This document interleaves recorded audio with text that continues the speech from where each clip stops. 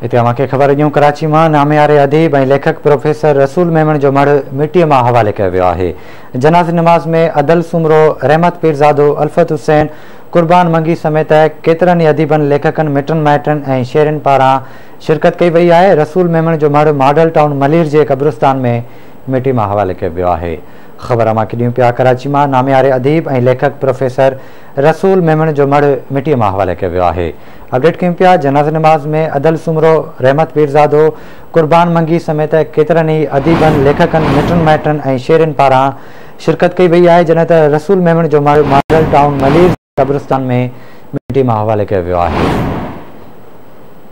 ख़बर अमांखे ॾियूं पिया कराची मां नामियारे अदीब ऐं लेखक प्रोफेसर रसूल मेमण जो मढ़ मिट्टीअ मां हवाले कयो वियो आहे।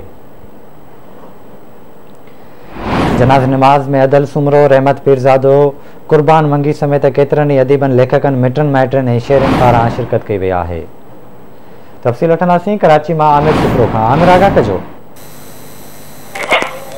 जी आमिर आगा कजो।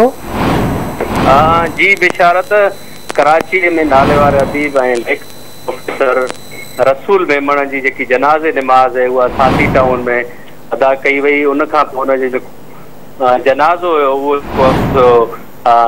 मॉडल टाउन के कब्रिस्तान में जिते ताज बलोच जो आखिरी आराम गाह है उते जेको आहे सो मिट्टीअ मां हवाले कयो आहे। जनाज़े नमाज़ में वॾे तादाद में शहरनि सां गॾोगॾु अदल सूमरो, रहमत पीरज़ादो, उल्फत हुसैन, कुर्बान मंगी के समेत अदीब, दानश्वर जे तादाद में शहरी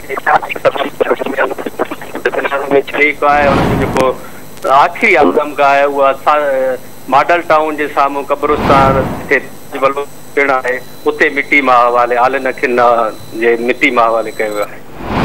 ठीकु आहे आमिर, वॾी महिरबानी अव्हांजी तफ़सील खां आगाह करण लाइ।